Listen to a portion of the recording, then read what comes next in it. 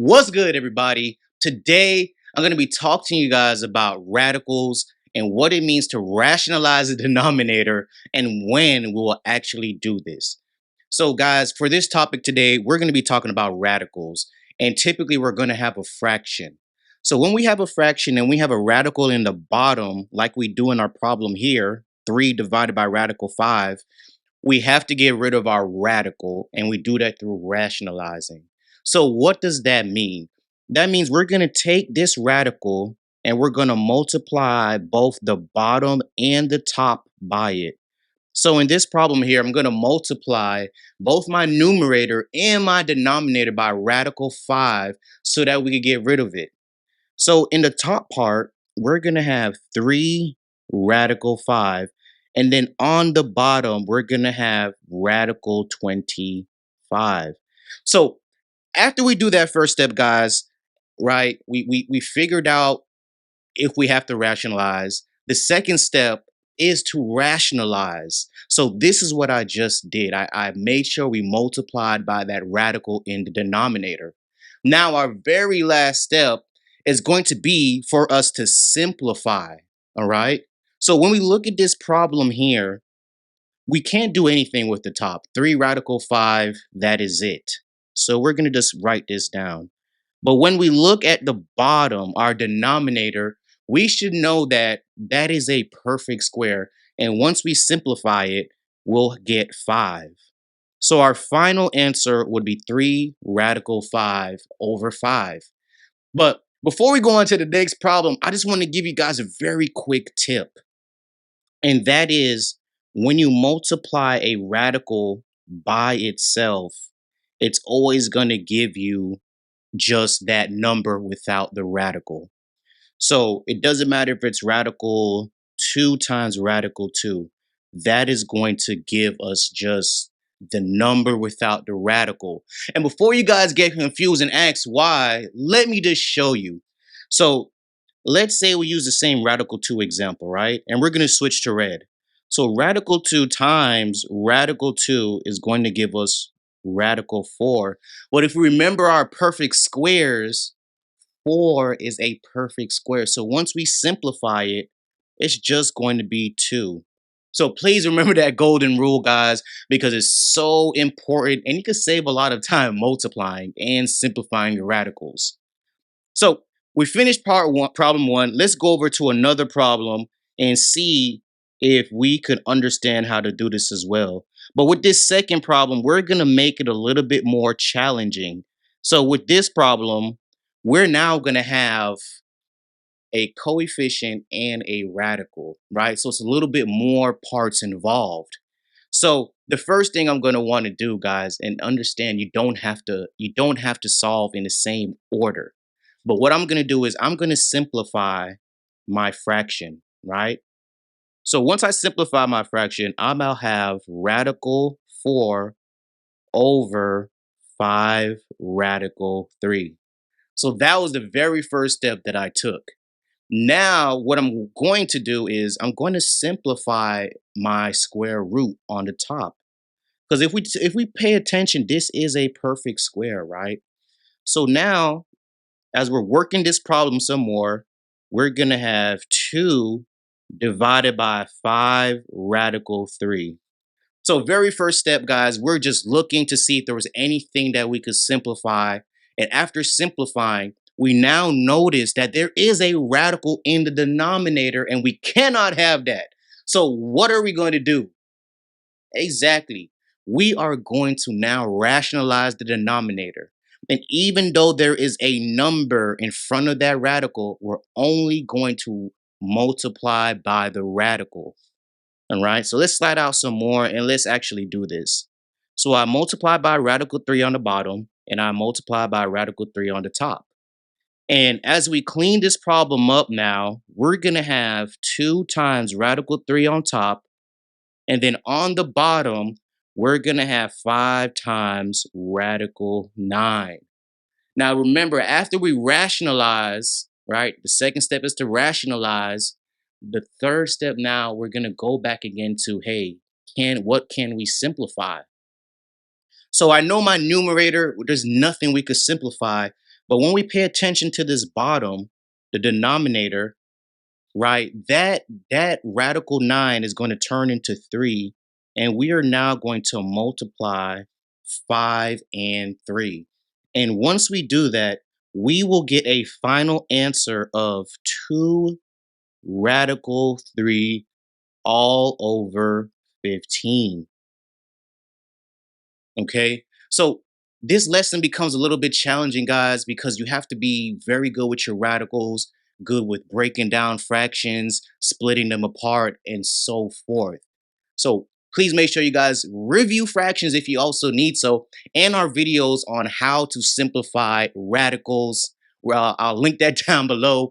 And if you guys found this video helpful, we're going to ask that you just leave some comments down below. If you have any questions, let us know. We will definitely get back to you. Smash the like button and subscribe for us. All right, so we're going to get back to this now. And what I want to do with this problem right here is I kind of want to go back and let's see if we could solve it a different way. Okay. And the reason I want to do this is just to show you guys that there is definitely more than one way to do this. So we're going to switch to blue. And with this example right here, I'm going to save all my simplifying to the end. Okay. Because we can. So let's say we do the same process now.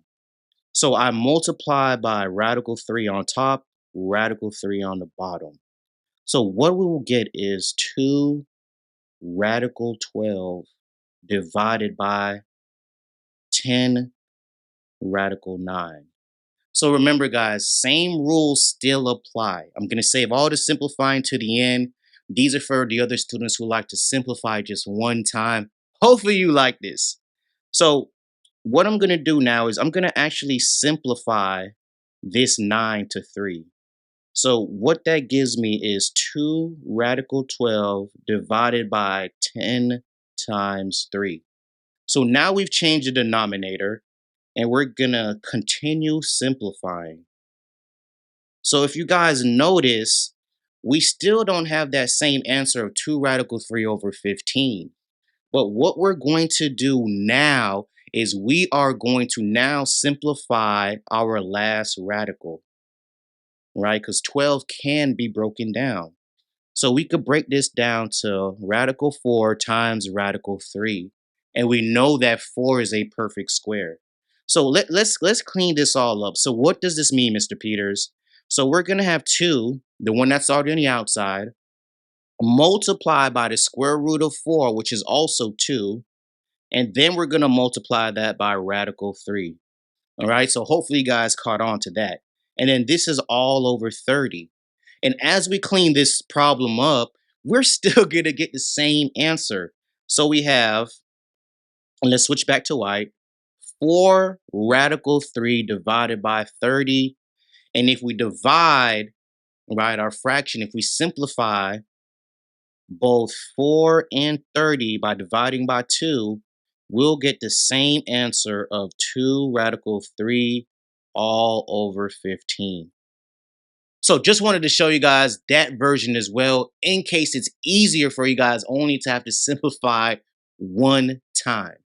All right. But before we wrap this video up, I'm going to go into one more problem. All right. And I'm going to go through this one a little bit faster. And let's see if you guys can follow along and if you're getting the gist of this topic. Okay. So let's scroll up some more. Let's get a clean slate. So this part right here, we have 5 radical 12. And we're going to divide this by radical 10. So first rule, we check for a radical, right? We know we're going to have to rationalize radical 10 because we cannot have a radical in the denominator of a fraction, all right? But before I do that, what I'm going to want to do is I'm going to simplify the top radical, okay? So this means that I'm going to have 5 times the square root of 4 times the square root of 3. Right? And that's the same thing as radical 3, radical 4. You'll hear people say square root sometimes. Okay, it's the same thing. All right. And then we have radical 10 on the bottom.